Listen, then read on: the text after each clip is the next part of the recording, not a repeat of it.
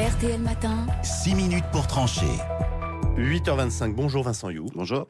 Vous êtes adjoint au maire d'Angoulême, vous avez été le premier à intégrer cette fameuse clause Molière dans votre hôpital, celui dont vous êtes le directeur, c'était en mars 2016. Et bonjour à Jean-François Debat. Bonjour. Maire de Bourg-en-Bresse, président du groupe socialiste à la région Auvergne-Rhône-Alpes, en ligne depuis nos bureaux de Lyon. Merci à l'un et à l'autre d'être avec nous ce matin sur RTL. La clause Molière a donc été annulée hier dans la région Auvergne-Rhône-Alpes. Jean-François Debat, vous aviez déposé un recours contre cette clause. J'imagine que vous êtes satisfait. Pour vous, c'est la preuve que cette mesure était effectivement discriminatoire. Oui, parce que la fin ne justifie pas toujours les moyens. Moi, comme homme de gauche, je suis opposé au travail détaché tel qu'il se pratique aujourd'hui, avec une concurrence déloyale, notamment parce que les gens ne payent pas les mêmes cotisations sociales. Mais cette clause Molière, soi-disant Molière, d'ailleurs, on amène Molière sur un mauvais débat, c'est un coup de com' politique dangereux. Un coup de com' politique parce qu'on essaie de faire croire qu'un problème européen peut être réglé par n'importe quelle collectivité territoriale en insérant une clause dans ses marchés publics, ce qui est une fadaise, ce qui est plus qu'un clin d'œil appuyé à l'électorat du Front National et de l'extrême droite sur le mode « si on veut, on peut ». Mais non, ça ne marche pas comme ça.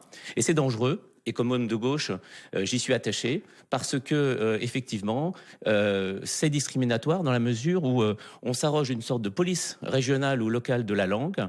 Et elle peut viser, cette clause, des travailleurs détachés, mais aussi beaucoup de gens qui peuvent être parfaitement en situation régulière, payer l'intégralité de leurs impôts et de leurs cotisations sociales en France, mais ne pas s'exprimer sur un chantier en français. Par exemple, ils peuvent être turcs ou s'exprimer en arabe ou dans d'autres langues. Donc, c'est une clause qui est potentiellement discriminatoire. Et je suis effectivement satisfait que le tribunal administratif ait rappelé qu'on ne peut pas faire n'importe quoi pour une com' politique, même pour une cause qui pourrait rassembler. Je ne vous ai pas interrompu pour qu'on puisse entendre vraiment votre démonstration. Elle était intéressante, Vincent You. Choisir des gens qui parlent le français, est-ce que c'est vraiment une question de sécurité ? C'est très important, vous savez, quand on travaille en équipe, c'est quand même la moindre des choses de pouvoir parler avec ses collègues, se comprendre. Sur un chantier, il y a une particularité, c'est qu'il y a des risques qui peuvent être vitaux. Lorsqu'un plombier travaille sous un électricien, c'est quand même très important qu'ils puissent se comprendre. Alors la clause Molière, moi je voudrais dire qu'il y avait deux formules. Oui. Et donc celle de Rhône-Alpes-Auvergne a été annulée, celle d'Angoulême reprise par les Pays de la Loire a été validée. Donc j'invite Monsieur Debat à beaucoup de prudence dans ses propos. Il faut qu'il ait le triomphe modeste, parce que moi j'encouragerais Laurent Wauquiez à reprendre la version d'Angoulême et des Pays de la Loire qui est validée par le Conseil d'État, donc il n'y a pas de discrimination. Expliquez-nous en quelques mots comment ça se passe chez vous, parce que c'est intéressant. C'est très simple. Pourquoi elle a été intégrée? C'est très simple. Oui. Sur un chantier public, vous payez quelqu'un qui s'appelle le coordonnateur sécurité, le CSPS, je vais vite, et qui est là pour faire appliquer les règles de sécurité. Et donc, la clause Molière d'Angoulême consiste à dire, si les ouvriers ne sont pas francophones, ils sont en risque puisque les règles de sécurité sont en français. Il faut donc que l'employeur paye le service d'un interprète. Et vous nous dites, nous, on ne peut pas nous faire un procès en stigmatisation, en rejet de l'autre et du travailleur étranger, quel qu'il soit. Le droit a été dit, le Conseil d'État, le 4 décembre, a validé cette clause Molière, cette version. Vincent You, vous avez bien compris que tout le monde ne peut pas avoir les moyens de s'offrir un interprète. Et bien du coup, c'est vrai, le coût du travail détaché sera plus élevé, mais il faut arrêter le low cost. Il faut arrêter de faire gagner les marchés publics, notre argent public, qu'elles partent pour aller financer des grosses entreprises qui vont faire leur marge en embauchant des Polonais, pays où le taux de chômage est de 5 ou 6%.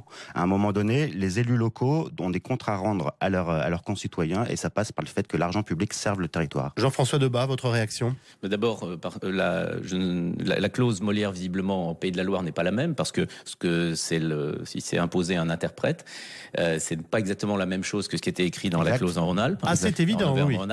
Avec en plus une police régionale de la langue où on avait décidé que ce seraient des agents de la région qui iraient faire le travail de l'inspection du travail. Moi, je vois qu'il y a une confusion des genres double dans cette affaire. D'abord, l'obligation de sécurité, elle s'impose aux chefs d'entreprise, elle s'impose aux patrons. Et la collectivité territoriale ne peut pas s'arroger à la place de l'État à la fois le droit d'aller contrôler comment ça se passe et de se substituer à la responsabilité de l'employeur. C'est la responsabilité du maître d'ouvrage. la sécurité d'un chantier. Donc à un moment donné, il faut regarder vos responsabilités.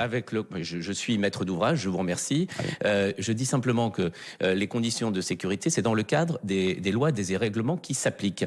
Il est de la responsabilité du chef d'entreprise de s'assurer que tous ceux qui sont sur un chantier comprennent les consignes et de mettre les moyens nécessaires pour assurer cette obligation de sécurité. Si la clause avait été inscrite comme cela, nous n'aurions probablement pas fait de recours. En revanche, ce qui était inscrit, c'est que, tout le monde devait parler et s'exprimer uniquement en français sur le chantier, ce qui vise, au-delà des travailleurs détachés, des travailleurs de nationalité étrangère qui peuvent s'exprimer partiellement en français sur un chantier. Et deuxièmement, avec une police régionale. Vous allez pouvoir soutenir la clause Molière d'Angoulême, monsieur, c'est parfait.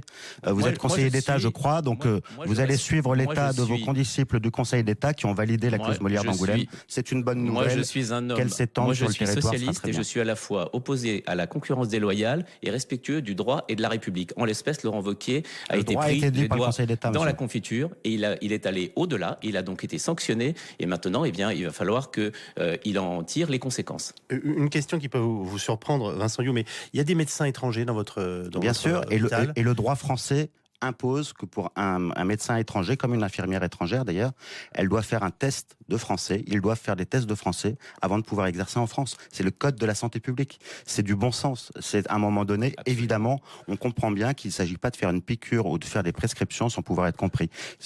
Le pendant est à peu près similaire par rapport à la clause Molière qui...